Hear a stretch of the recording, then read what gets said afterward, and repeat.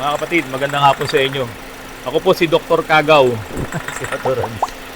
May maingay kasi. Ayan o, pakinggan yung maingay o. Oh. Saan yun? Pakinggan natin. Okay. Sige. Saan yun?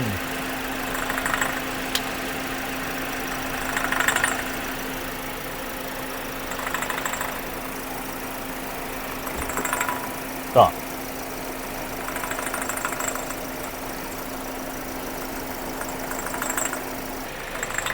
Sa loob nito. Ayan o.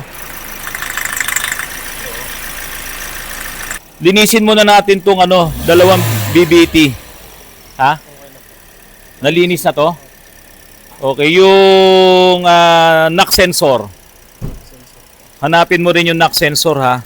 Kasi may certain RPM siya, doon siya umiingay.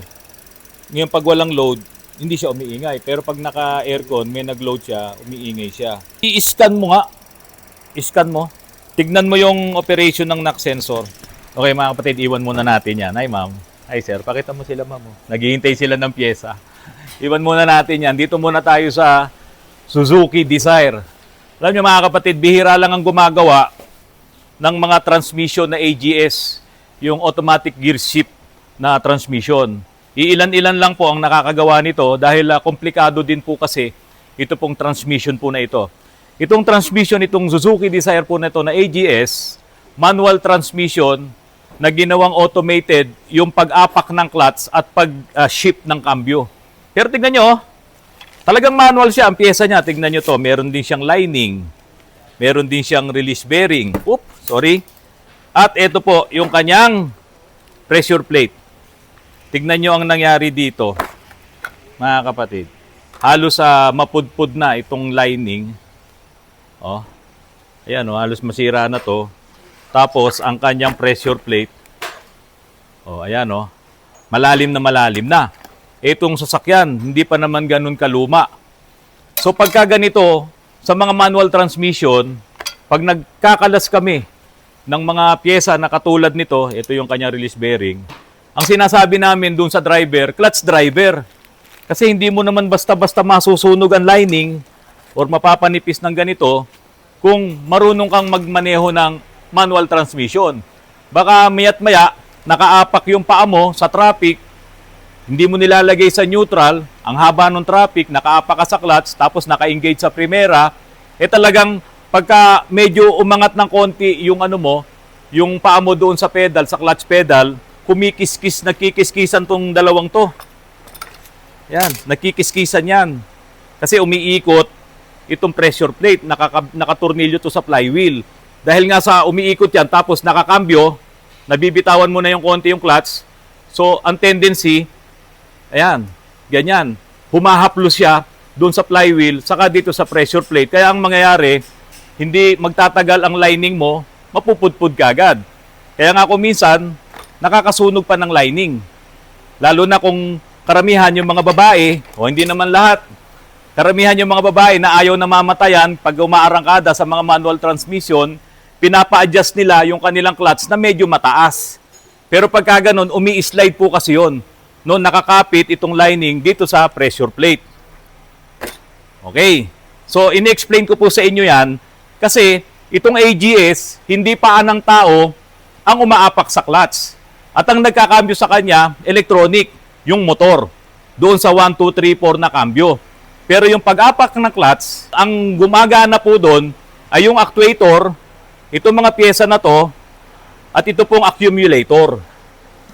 Ito pong accumulator, may lamang nitrogen sa loob yan. Napakataas ng pressure no, ng PSI. Tapos ito, ipapasok mo pa doon sa chamber na nandoon ngayon yung fluid nito na may mataas na pressure din. Na kapag kailangan niyang i-release itong pressure plate saka lining, bibitaw ngayon to hihiwalay siya. So pag humiwalay ito, hindi ngayon umiikot yung mismong main drive ng transmission, makakakambyo ka. So nakasync yun, synchronize yun. Kapag magpapalit ng kambyo, yung electronic, yung motor, ito rin tutulak din ngayon itong accumulator saka yung mga actuator yung paggana naman ng mga solenoid. So ibig sabihin, ang magkakambyo dito sa AGS ay yung electronic na rin at yung puwersa naman ng paa ay ito pong accumulator po na ito. Eh, hindi ba yung mga nagma-manual transmission, kapag ka matagal na silang nagdadrive, sabi nila, pagod na yung paa ko, masakit na yung hita ko. Kaya minsan pagbaba doon sa sasakyan, no, hindi na makalakad ng diretso kasi buong katawan na yung masakit dahil sa traffic. Pero dito sa AGS, constant yung pressure na yon na ginagawa nitong accumulator at maging doon sa pinapasukan nitong chamber. Kaya lang pag nasira ito, mga kapatid, pag nasira ito, sisirain niya rin ngayon itong mga pyesa po na to. No? Halimbawa, hindi na ganong karami or hindi na sakto yung nitrogen na nasa loob nito, magbabago na rin yung pressure niya.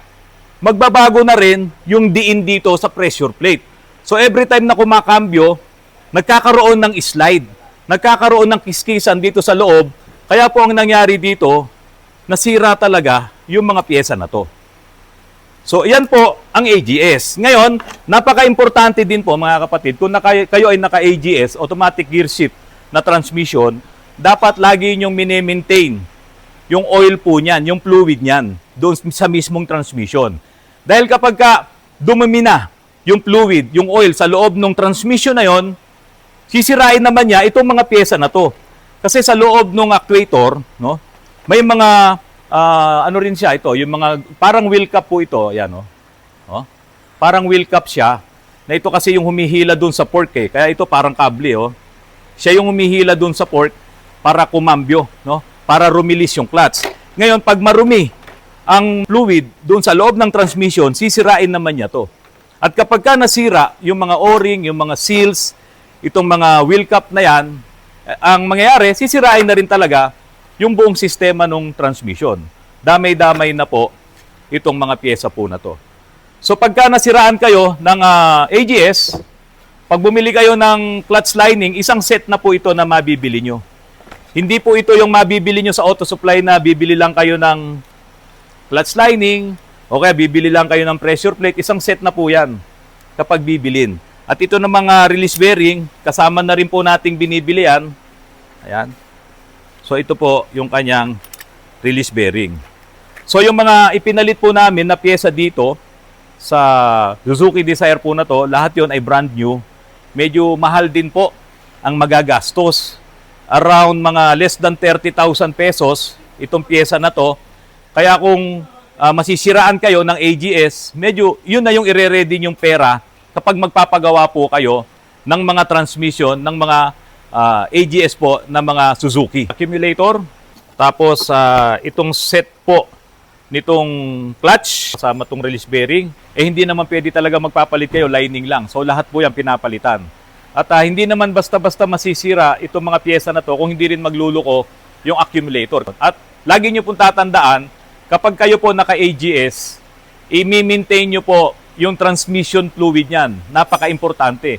Tulad nga po ng sabi ko sa inyo, kapag nasira yung mga pyesa sa loob nito pong transmission na AGS, dahil po yun sa maruming fluid, dahil yun doon sa talagang nagtututong na yung dumi sa loob ng transmission, hindi nyo pa pinapalitan ang inyong mga transmission fluid sa inyong mga AGS transmission. Yung na-read natin doon sa BIOS ba yan? Toyota BIOS, kaya ako pina-scan dahil doon sa knocking po kasi, yung naririg na yun, misfire po yun. Tignan nyo po, oh, pulang-pula po yung knock correct learned value, 12.8112. Dapat ang standard range niya ay 14. Hanapin mo ngayon yung knock sensor. Ha? Tapos, linisin nyo na rin. Sigurado ka ba malinis yung yung BBT? So, kung malinis yan, dapat tignan nyo rin kung gumagana. Susuplayan nyo ng 12 volts yun, tignan nyo kung gumagalaw. Ha? Baka mamaya malinis nga, sira naman, hindi naman gumagalaw. Kasi napaka-importante ng BBT. No, siya kasi yung nag-a-adjust nung advance at saka yung retard nung timing. So pagka iyan ay uma-advance at hindi gumagana rin yung BBT, magkakaroon yan ng tupi. Baka may sirang BBT solenoid yan. Tignan nyo kung mag-actuate. Lalagyan mo ng 12 volts, tingnan mo kung gumagalaw. Okay. So, Yun yung nakita natin doon sa BIOS, kaliwat kanan yung ibinablog ko po ngayon. Basta doon sa mga naka-AGS transmission, baka akala nyo ang mga nagme-maintain lang ay yung mga naka-traditional na transmission. Yung gumagamit ng mga automatic transmission fluid, yung mga naka-WS. No? Hindi po. Pati yung mga naka-AGS, mas importante pala na iyan ay i-maintain nyo. Dahil kapag ka nasira yung mga goma doon sa loob ng AGS system nyo, marami din siyang sisirain. Isama mo na itong clutch assembly, isama mo na rin yung accumulator. Mga kapatid, ito hawak ko yung vacuum pump nung Raptor na nandoon. Kasi yung Raptor na nandito ay kilaman po yun. Pero ganito rin po yung vacuum pump nyo. Ito yung nasira doon sa Raptor na yon, kaya napupuno ng oil yung vacuum tank na nakakaharang naman doon sa operation ng mga actuator ng turbo. Ang nasira dito ay itong check valve. Ito. Yan. Nahulog yata yung spring. Mamaya ako na hanapin. Nasira itong check valve. Dapat, pag humihigop siya, higop lang ng hangin. Kaso dahil sa nasira itong valve, pagkatapos niyang humigop, lumalabas naman yung langis dito. Papunta ngayon doon sa tank. Kaya ang nangyari, naharangan naman niya yung actuator, kaya hindi ngayon gumagana yung dalawang turbo dahil naka-twin turbo. Pero papakita ko sa inyo, yung makina nila sir na yon, makikita nyo doon sa hose ng turbo, yung turbo hose, malinis na malinis. Walang katagas-tagas talaga ng langis. Samantalang yung isang Raptor na nandun, talagang nanlilimahid sa langis yung kanyang hose at pumupunta na doon sa intercooler yung langis. Dahil nga po, sira na rin yung kanyang turbo.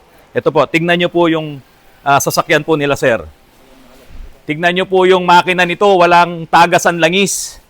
Malinis na malinis. Ito, pakita mo. Ayan, oh. Ito po yung turbo hose. Ayan, napakalinis niya. Alikabok lang, syempre.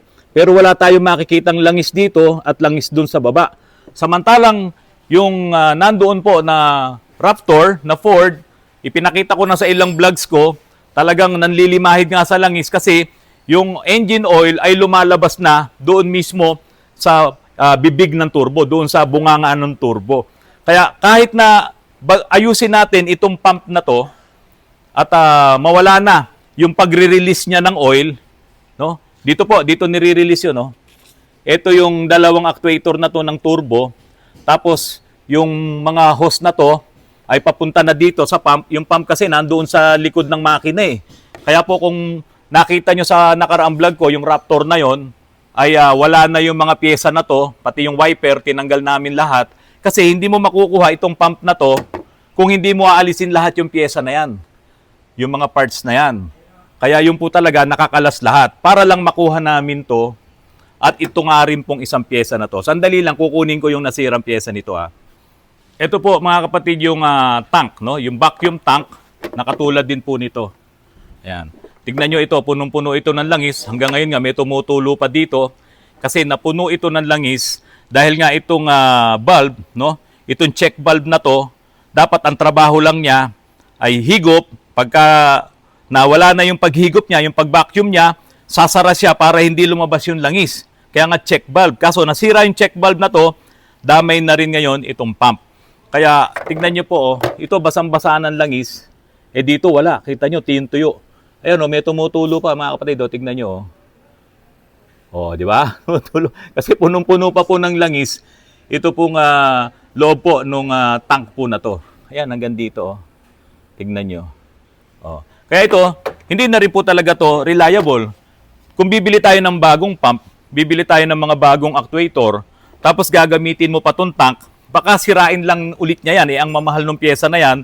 Kaya talagang ito po, palit na po talaga. Pump, tank, actuators, at yung twin turbo. Ayun po yung twin turbo. Ayan. Malaki-laking gastos mga kapatid. Kaya sabi ko dun sa may-ari, mag-ready-ready na lang din siya ng malaking pera dahil hindi po pwede dito yung remedyo. Baka mamaya magre-remedyo tayo, sisirain pa niya yung ibang pyesa. Mga kapatid, ang dumi ng kamay ko. Maraming salamat sa patuloy na pagtangkilik niyo po sa aking channel. Yung mga ipinakita ko po ngayon, tulad po dito sa AGS na Suzuki na Desire, ingatan niyo po yan sa pamamagitan po na i-maintain nyo yung regular na pagpapalit po ng gear oil po niyan or yung oil ng transmission para hindi masira yung laman loob ng AGS at tumagal po ang inyong transmission. Mga kapatid, maraming salamat sa inyo sa patuloy na panonood niyo po ng aking mga vlogs. Kung hindi pa po kayo nakasubscribe, pakisubscribe, pakishare at pakilikes po ang aking mga videos. Maraming salamat, magandang hapon po sa inyong lahat.